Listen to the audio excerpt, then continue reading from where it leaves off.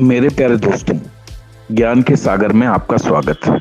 दोस्तों, जीवन की सच्चाई यही है कि हम सब ईश्वर की भक्ति तो करते हैं, लेकिन ईश्वर से हम मिलना नहीं चाहते।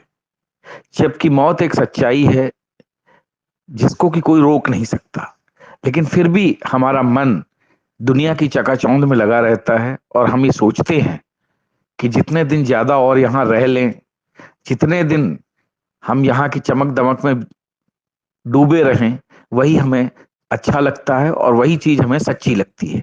लेकिन हकीकत यह है कि ईश्वर सर्वशक्तिमान है। वो हमें कहीं ना कहीं रास्ता दिखाता रहता है, लेकिन हम इतनी पूजा पाठ सब कुछ करने के बाद भी ईश्वर से मिलने का जब वक्त आता है तो उसको वक्त को ना हम देना चाहते हैं, और उसमें हम डर कर पीछे हट जाते हैं कि नहीं नहीं, अभी नहीं, भगवान से मिलने का बहुत समय बाकी बचा हुआ है। दोस्तों, आपको एक कहानी सुनाना चाहूंगा परमात्मा से मिलन की। हुआ यूं कि एक संत थे। वो एक सेठ के पास आए। सेठ बहुत बड़े इंसान थे, बहुत दान धर्म करते थे, ईश्वर की भक्ति भी बहुत ज्यादा थी। ईश्वर से रोज प्रार्थना में कहते थे कि ईश्वर प्रभु, आपसे मिलने की बड़ी इच्छा है, आप अपने शरण में ले लो, अपने चरण में ले लो। तो ईश्वर ने उन संत को जो है सेठ जी के पास भेजा, क्योंकि ईश्वर उनकी सेवा से प्रसन्न थे।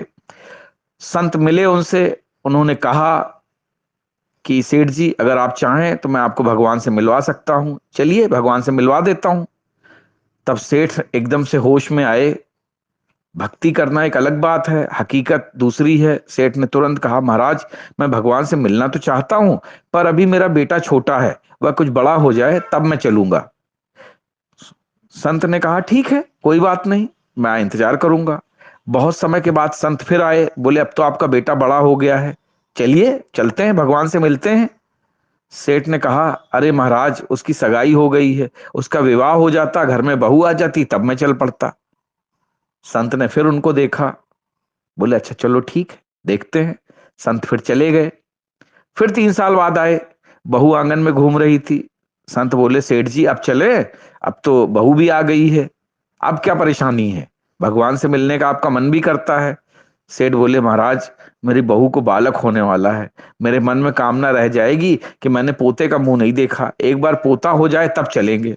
संत हंसने लगे। बोले, चलो कोई बात नहीं, ठीक है, फिर देखते हैं। संत को तो सब पता था, अंतर्यामी थे, ईश्वर ने ही भेजा था।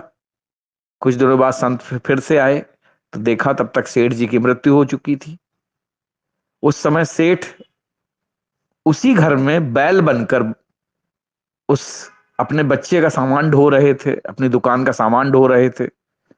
संत उस बैल के पास गए, उसके कान में बोले, अरे सेठ जी, अब तो आप बैल हो गए हो, अब तो भगवान से मिल लो, अब क्या परेशानी है, कब तक यूं बोझा ढोते रहोगे। सेठ के मन से लालच नहीं गया। सेठ बोले, मैं इस दुकान का बहुत बड़ा काम कर देता हूं, मैं न रहूंगा तो मेरा लड़का कोई और बैल रख लेगा, वह खाएगा ज्यादा और काम कम करेगा, जिससे मेरे बेटे का नुकसान हो जाएगा, इसलिए मुझे अभी रहने दो, मैं बाद में चलूंगा। संत फिर हंसते हुए चले गए। कुछ देर बाद फिर आए, तब तक बैल भी मर गया था। तो देखा, संत जो सेठ जी थे, वो कुत्ता बनकर दरवाजे पर बैठे हुए थे। संत हंसते हुए उसके पास गए, उसके कान में कहा, अरे सेठ जी, अब तो आप कुत्ता हो गए हो, अब तो भगवान से मिलने चलो। सेठ जी फिर से बोले कुत्ते के रूप में, बोले, महाराज, आप देखते नहीं कि मेरी बहू कितना सोना पहनती है, अगर कोई चोर आया तो मैं भौंक कर भगा दूंगा, मेरे बिना कौन इसकी रक्षा करेगा। संत हंसने लगे। उनको लगा कि देखो ये कितना मूर्ख सेठ है, इसको लगता है कि ये अगर नहीं रहेगा तो इसके बहू बेटे सब अनाथ हो जाएंगे। खैर, संत चले गए, बोले कोई बात नहीं। कुछ दिनों बाद फिर से आए, तो देखा कि कुत्ता भी मर चुका था, कि कुत्ते की उम्र कोई ज्यादा तो होती नहीं। सेठ जो है गंदे नाले पर मेढक बने टर टर कर रहे थे। संत को बड़ी दया आई।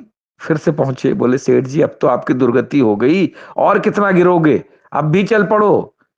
मेढक फिर से क्रोध से बोला, अरे महाराज, मैं यहाँ बैठकर अपने नाती पोतों को देखकर प्रसन्न हो जाता हूँ। और भी तो लोग हैं दुनिया में, आपको मैं ही मिला हूँ भगवान से मिलवाने के लिए। जाओ महाराज, किसी और को ले जाओ, मुझे माफ करो। संत हंसने लगे, बोले तुम्हें ईश्वर से मिलने की इच्छा ही नहीं थी। तुम तो पूजा में ढोंग करते थे कि हे ईश्वर, मुझे अपनी चरण में ले लो, अपने शरण में ले लो। ईश्वर से मिलने का जो तुम दिखावा करते थे, उसके कारण ही तुम बैल, कुत्ता, मेढक, सारी योनियों में विचरण कर रहे हो। काश कि तुम उस समय इंसान के रूप में ईश्वर के चरणों में आ गए होते, तो तुम्हें सदगति प्राप्त हो जाती और तुम इस जन्म मरण के झंझट से छूट जाते। लेकिन चूंकि तुम्हारे मन में लालच था, इन सांसारिक चीजों से मोह था, माया गिरी हुई थी, इस कारण तुम भगवान से मिलने को हमेशा अवॉइड करते रहे।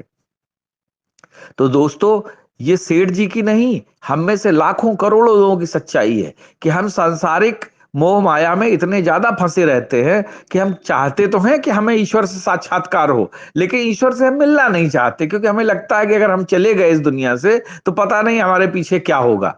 तो दोस्तों, ये दुनिया ऐसे ही चलनी है। आप परमानेंट नहीं है, यहाँ पर सब कुछ टेम्परेरी है। और फिर इस पृथ्वी नाम के ग्रह पे तो हम बहुत ही छोटी सी एंटिटी हैं। पृथ्वी ग्रह भी बहुत छोटा है। हमारे सौर मंडल में न जाने कितने बड़े बड़े ग्रह हैं, जिसमें कि हजारों लाखों पृथ्वियां समा सकती हैं, और न जाने कितने ग्रहों पर हमारे जैसा जीवन होगा। तो इसलिए कभी भी अपने आप पे घमंड न करें, कभी भी लालच न करें, क्योंकि हम बहुत ही क्षुद्र हैं, बहुत ही छोटे हैं। हमारी एक इसी दुनिया में करीब 600 करोड़ से ऊपर लोग रहते हैं। सोचिए, 600 करोड़ में हम अकेले हैं। हमारी क्या औकात है, हमारी क्या वक़्त है, हमारी क्या हकीकत है। इस चीजों को समझिए, ईश्वर से साक्षात्कार करिए, ईश्वर को प्रार्थना करिए, और अगर ईश्वर से मिलने का मौका मिले या ईश्वर की शरण में जाने का मौका मिले तो उसे कभी भी ना गंवाएं। बस यही प्रार्थना है, यही प्रभु के चरणों में ध्यान लगाए रखिए और अपने जीवन को सफल बनाए रखिए। जय हिंद, जय भारत।